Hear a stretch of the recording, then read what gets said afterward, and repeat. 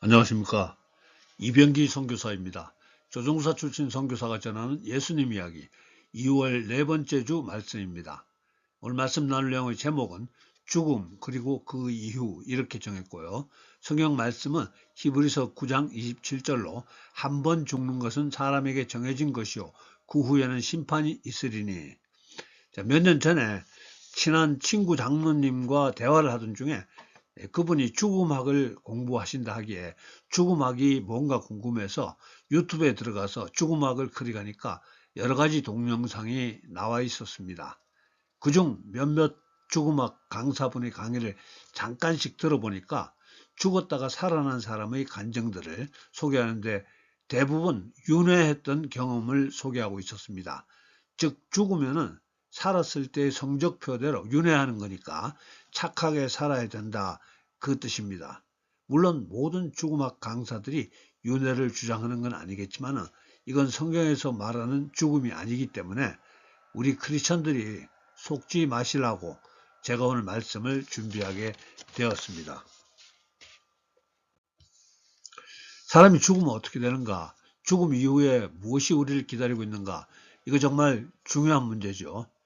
사람들 중에서는 일부는 죽음 이후 아무것도 없고 인간은 소멸된다 이렇게 생각합니다.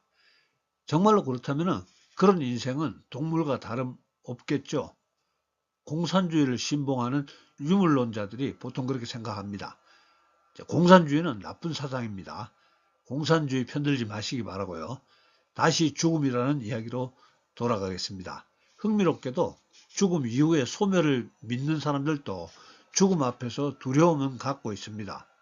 왜냐하면 사람은 본능적으로 죽음 이후에 어떤 세계가 있음을 감지하고 있는 것 같습니다. 그것은 하나님께서 사람에게는 영혼을 사모하는 마음을 주셨기 때문입니다. 다음으로 힌두교와 불교에 주장하는 윤회 사상은 죽음 이후에 다른 형태로 다시 세상에 태어난다는 개념입니다. 우리가 지금 현재 어떻게 사는가에 따라서 고차원적인 생물 혹은 저차원적인 생물로 환생한다고 생각합니다. 그렇다면 저차원적인 생물체인 곤충들이 어떻게 하면 다시 사람이 되겠습니까? 저는 제 주위에 허다하게 많은 곤충들이 자기 본능에 충실하게 사는 것은 보았지만 의지를 가지고 착하게 살아서 다음 세상에는 반드시 인간으로 태어나기 위해 노력하는 곤충은 본 적이 없습니다. 즉 착하게 살려고 노력하는 나비, 모기 혹시 여러분 본 적이 있습니까? 또 환생을 말하는 분들은 전생이라는 표현도 자주 사용하는데요.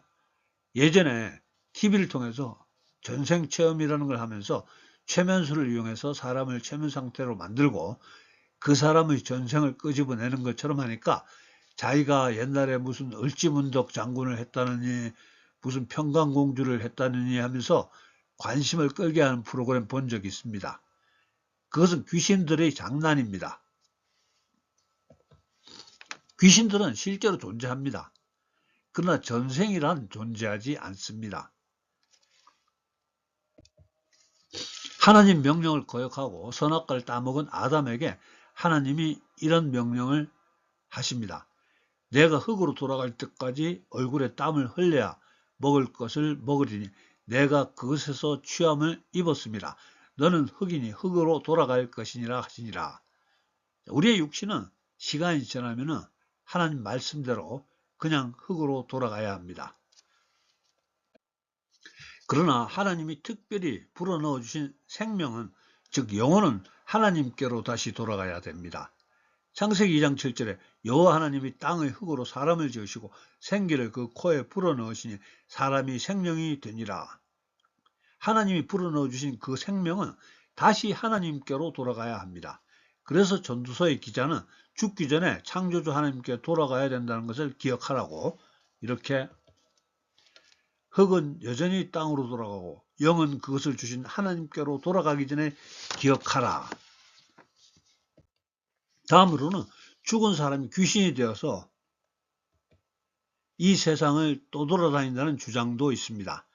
그래서 제사상 차려놓고 죽은 조상에게 절하며 제사 열심히 잘하는 것을 효도라고 합니다. 제사는 조상이 아닌 귀신에게 경배하며 음식 바치는 행위입니다. 이런 귀신 숭배, 세계에서 가장 열심히 하던 이시조선 말기, 우리나라는 그 귀신들의 장난으로 세계에서 가장 가난하고 저주받은 나라로 세상 사람들에게 발견되게 됩니다. 서방 사람들에게 발견되게 됩니다. 그래서 성경은 귀신에게 제사하지 말라고 권면합니다.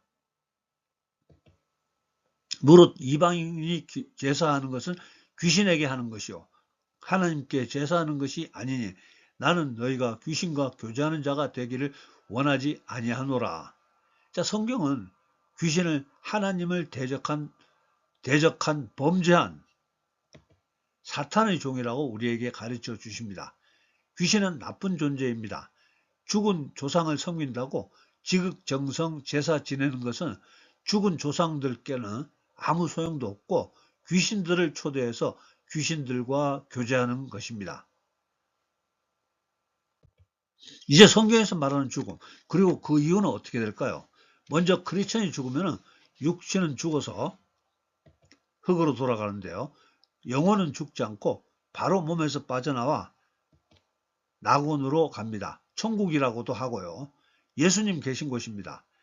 하나님이 계신 곳이기도 하고요.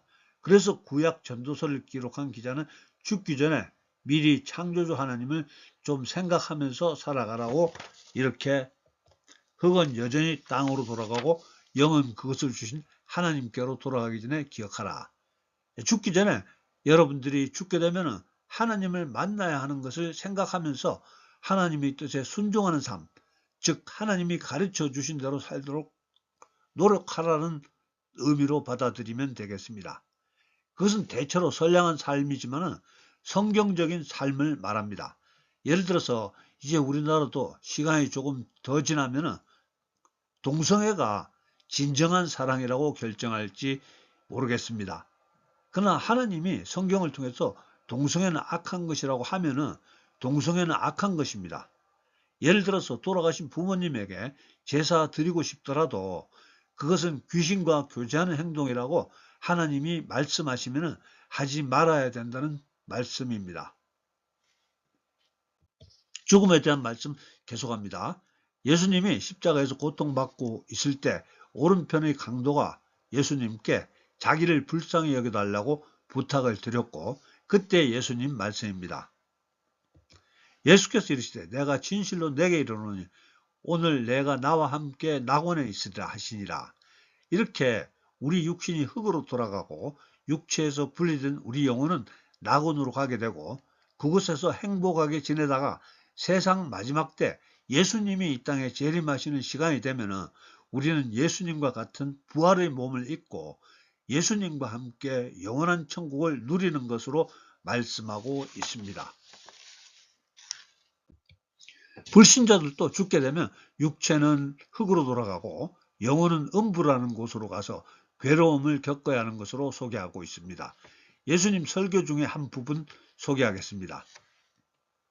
부자와 나사로 이야기는 많이 들어보셨죠?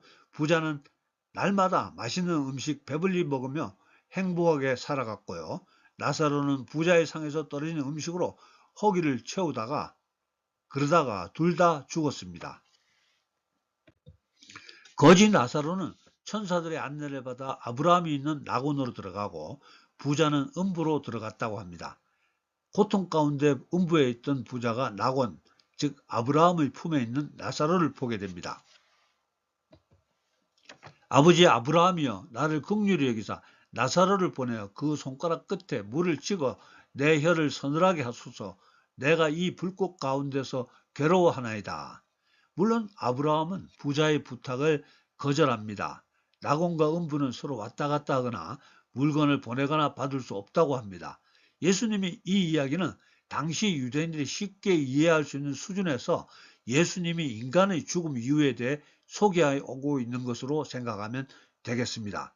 즉 죽고 나면 아브라함의 품과 같이 평안한 곳으로 가는 사람이 있고 부자와 같이 입술도 죽일 수 없는 심한 갈증과 뜨거운 열기가 있는 음부로 가야 하는 사람이 있다는 것입니다.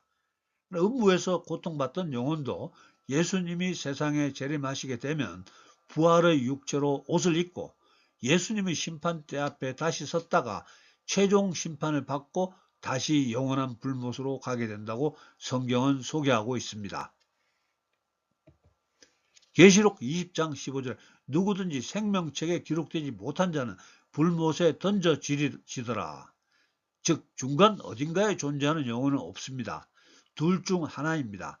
천국과 같이 행복한 곳으로 가든지 불못과 같은 지옥으로 가든지입니다.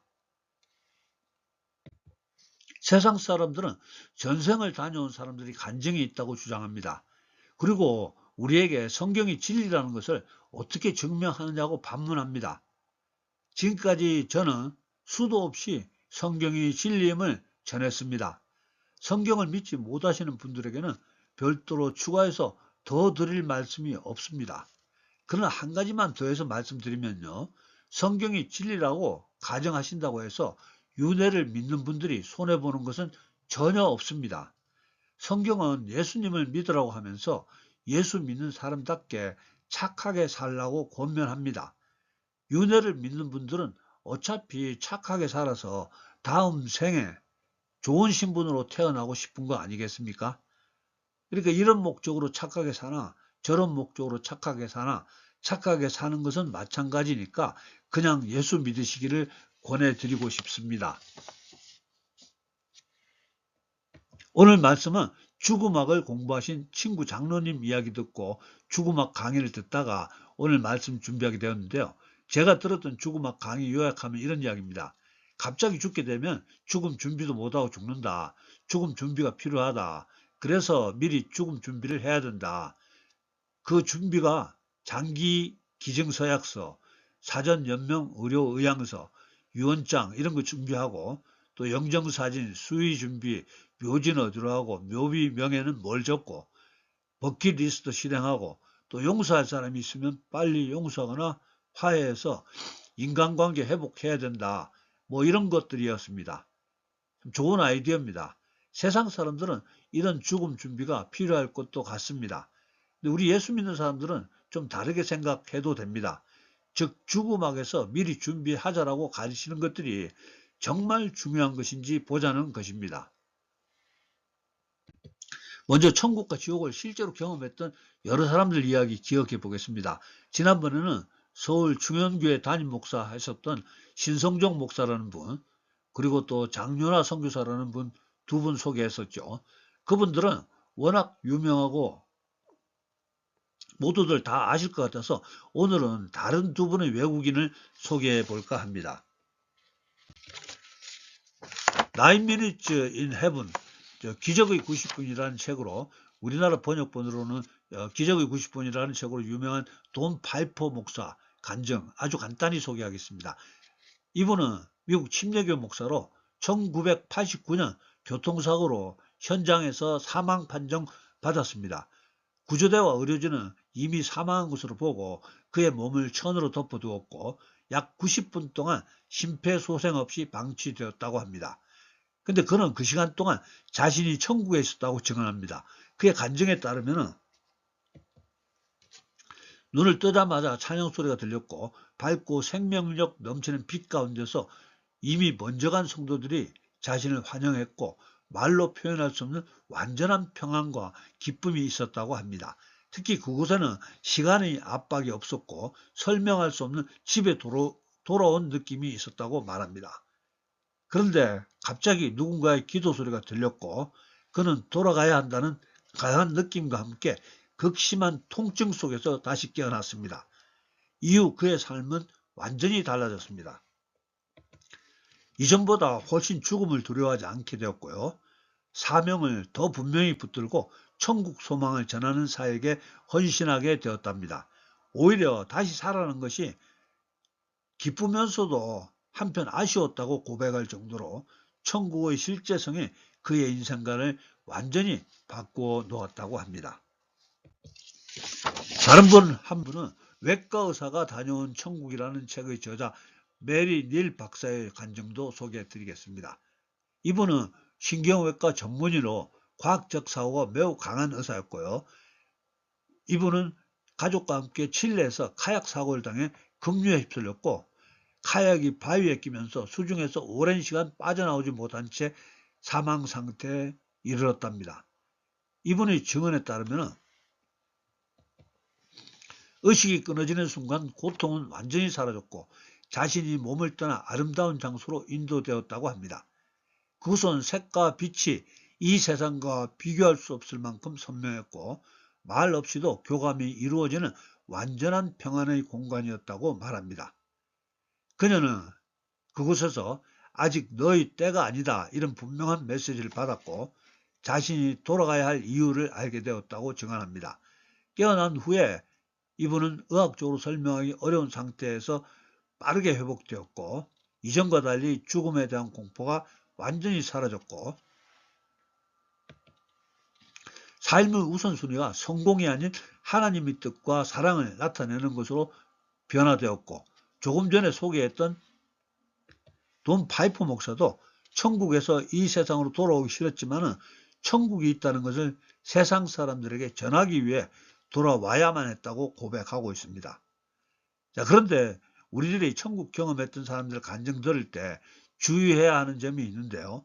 그들이 영적 세계에서 경험한 것을 말이나 글로 표현할 때 자기들이 가지고 있던 선입관이나 지식 내에서 표현할 수밖에 없기 때문에 실제와 약간의 차이가 있을 수 있다는 점을 이해해야 합니다.